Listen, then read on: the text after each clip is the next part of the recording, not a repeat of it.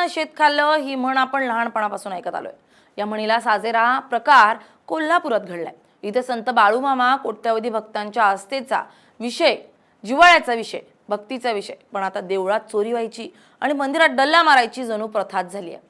अयोध्येतल्या राम मंदिराचं प्रकरण सध्या देशभरात गाजतंय। यावरून राजकारण तापलं असतानाच आता बाळूमामा देवस्थानाची एक अशी बातमी समोर आली आहे जी ऐकून बाळूमामांच्या भक्तांची तळपायाची आग मस्तकात जाईल। कारण यात चोरांनी बाळूमामालाही सोडलं नाहीये। ज्यांना तपासणीसाठी पाठवलं त्यांनीच मंदिरात डल्ला मारला, तो पण थोडा तितका नाही, तब्बल 60 कोटींचा। विशेष म्हणजे या सगळ्याची सूत्रधार महिला होती। काय आहे हे 60 कोटींचं प्रकरण पाहूयात या व्हिडिओतून। नमस्कार, मी स्नेहल चौधरी, आपण पाहत आहात LS मराठी।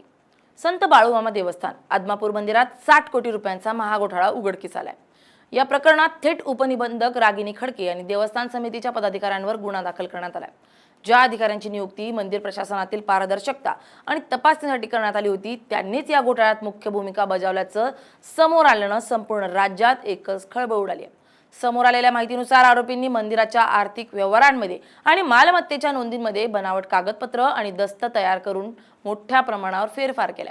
मंदिराच्या खात्यातील आणि भाविकांनी दिलेल्या दानातील तब्बल 60 कोटी रुपयांचा निधी बेकायदेशीरपणे वळवण्यात आलाय। उपनिबंधक या शासकीय पदावर कार्यरत असणाऱ्या रागिनी खडके यांच्यावर देवस्थानाच्या कारभारावर देखरेख ठेवण्याची जबाबदारी होती। मात्र तपासणीच्या नावाखाली त्यांनीच पदाचा गैरवापर करत हा घोटाळा घडवून आणलाय। महाराष्ट्रातील लाखो भाविकांचं श्रद्धास्थान असलेल्या कोल्हापूर जिल्ह्यातील भुदरगड तालुक्यातील आदमापूर येथील सद्गुरू संत बाळूमामा देवस्थान हे अत्यंत जागृत आणि पवित्र स्थान मानलं जातं। दरवर्षी या ठिकाणी कोट्यावधी भाविक दर्शनासाठी येतात आणि श्रद्धेनं कोट्यावधी रुपयांचं दान मंदिराच्या पेटीत अर्पण करतात। परंतु याच पवित्र भूमीत आणि मंदिरांच्या प्रशासनात इतका मोठा आर्थिक गैरव्यवहार झाला असल्याचा धक्कादायक प्रकार उघडकीस आल्यामुळे वारकरी संप्रदाय आणि सामान्य भाविकांमध्ये तीव्र संतापाची लाट उसळली आहे। या संपूर्ण प्रकरणाची पाळेमुळे अत्यंत खोलवर रुजलेली असून शासकीय यंत्रणेतील वरिष्ठ अधिकारी आणि देवस्थानाच्या अंतर्गत कारभाऱ्यांनी संगनमतानं हा कट रचल्याचं प्राथमिक तपासात निष्पन्न झालंय। या प्रकरणाची पार्श्वभूमी तपासली असता असं दिसून येत आहे की गेल्या काही काळापासून आदमापूर देवस्थानाच्या कारभारात आणि आर्थिक व्यवहारांमध्ये मोठ्या प्रमाणावर अनियमितता येत होती। याच्या तक्रारी काही जागरूक भाविक आणि स्थानिक नागरिकांनी प्रशासनाकडे केल्या होत्या। मंदिराला मिळणारं गुप्त दान, सोन्या चांदीचे दागिने, जमिनीचे व्यवहार आणि विविध विकास कामांसाठी खर्च होणारा निधी या सर्वांचा हिशोब पारदर्शक पद्धतीनं ठेवला जात नाहीये असा संशय सातत्याने व्यक्त केला जात होता। या तक्रारींची दखल घेऊन शासनाने या संपूर्ण कारभाराची चौकशी करण्याचे आदेश दिले होते। देवस्थानाच्या मालमत्तेचे मूल्यांकन करणे, मागील काही वर्षातील जमा खर्चाचे ऑडिट करणे आणि मंदिर प्रशासनात कायदेशीर पारदर्शकता आणणे यासाठी विशेष जबाबदारी उपनिबंधक रागिनी खडके यांच्यावर सोपवण्यात आली होती। एक जबाबदार शासकीय अधिकारी म्हणून त्यांनी या प्रकरणाची निष्पक्ष तपासणी करणे अपेक्षित होतं। मात्र कुंपणानं शेत खाल्याचा प्रकार इथं उघडलाय। रागिनी खडके यांनी आपल्या पदाचा आणि अधिकाराचा गैरवापर करून देवस्थान समितीच्या काही विशिष्ट पदाधिकाऱ्यांची हातमिळवणी केली आहे आणि तपासणीच्या नावाखाली स्वतःच या मोठ्या घोटाळ्याचे मुख्य सूत्रधार बनले आहेत। या महाघोटाळ्याची कार्यपद्धती अत्यंत नियोजनबद्ध आणि क्लिष्ट स्वरूपाची होती।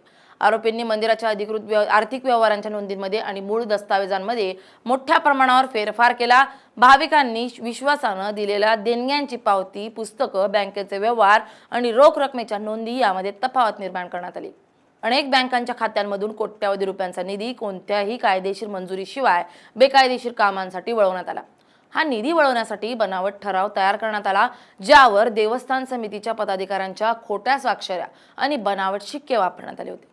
इतकंच नाही तर मंदिराच्या मालकीच्या मौल्यवान जमिनी आणि इतर स्थावर मालमत्तांच्या नोंदींमध्येही फेरफार करून काही जमिनींचे बेकायदेशीर हस्तांतरण किंवा खरेदी विक्रीचे व्यवहार कागदोपत्री दाखवून त्यातून मोठी रक्कम लाटण्यात आली।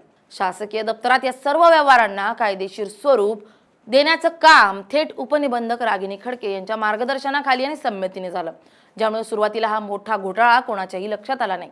या गंभीर प्रकरणाचा पर्दाफाश तेव्हा झाला जेव्हा वरिष्ठ पातळीवरून या देवस्थानाच्या ऑडिट अहवालांची पुनर्तपासणी करण्यात आली। विशेष तपास पथकानं जेव्हा कागदपत्रांची सखोल छाननी केली तेव्हा मूळ रेकॉर्ड आणि बँकेतील प्रत्यक्ष व्यवहार यामध्ये तब्बल 60 कोटी रुपयांची प्रचंड तफावत आढळून आली। ही रक्कम नेमकी कुठं गेली आणि कोणाच्या खात्यावर वर्ग झाली याचा शोध घेतला असता थेट उपनिबंधक रागिनी खडके आणि देवस्थान समितीच्या काही प्रमुख पदाधिकाऱ्यांची नावं समोर आली आहेत। या चौकशी अहवालाच्या आधारे पोलीस प्रशासनानं तातडीनं पावलं उचलत रागिनी खडके यांच्यासह देवस्थानाच्या संबंधित पदाधिकाऱ्यांवर फसवणूक, बनावट कागदपत्र तयार करणे, शासकीय पदाचा गैरवापर करणे आणि आर्थिक अपहार करणे यांच्यासारख्या विविध गंभीर कलमांखाली गुन्हा दाखल केलाय।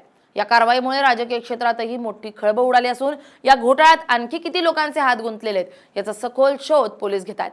सध्या या प्रकरणाचा तपास अत्यंत वेगाने सुरू असून पोलीस आरोपींच्या बँक खात्यांची माहिती, मालमत्तांचे तपशील आणि मंदिराच्या जप्त केलेल्या कागदपत्रांची कसून तपासणी करतायत। प्राथमिक पुराव्यांच्या आधारे शासनानं रागिनी खडके यांना त्यांच्या शासकीय सेवेतून निलंबित केलं असून त्यांच्या विभागीय चौकशीचेही आदेश देण्यात आलेत।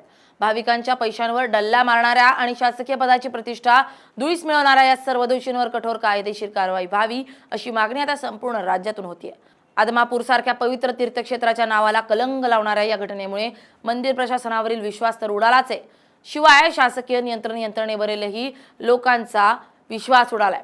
कारण कुंपणानं शेत खाल्लं, मग संरक्षणासाठी कुणाकडे बघायचं असा सवाल आता या प्रकरणानं उपस्थित केला जातोय। Bureau report, LS Marathi.